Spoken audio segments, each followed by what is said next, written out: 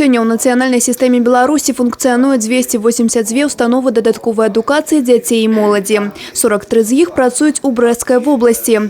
Аб галоўнай іх задачы і больш паглыбленай падрыхтоўцы моладзі ў розных галінах навукі, прамысловасці і творчасці ішла размова на пасяджэнні.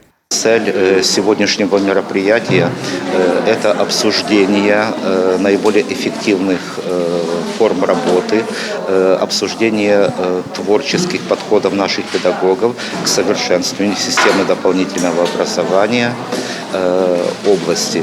Занятасць дзяцей, у тым ліку складаных падлеткаў, вольны ад вучобы час – пытанне, якое ўсё часцей паўстае востра. Арганізацыя пошук новых эфектыўных форм працы з навучэнцамі ў 6-й школьны дзень таксама на парадку дня пасяджэння.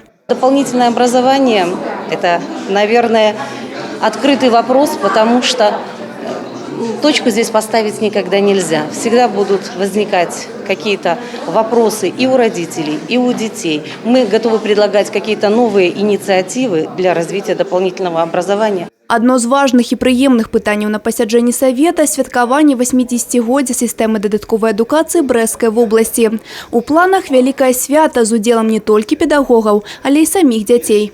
Это будет продвижение передового опыта, инновационных каких-то достижений в этой области. И дети будут давать мастер-классы, вместе с педагогами давать мастер-классы по всем направлениям деятельности. Будет очень много площадок. Я думаю, что мы устроим огромный праздник не только для детей, которые ходят в центры доп. Образования, но и для жителей города Бреста. Педагагічны і метадычны патэнцыял дадатковай адукацыі дзяцей і моладзі удзельнікі з усяго рэгіёна таксама абмеркавалі на пасяджэнні падчас круглага стала.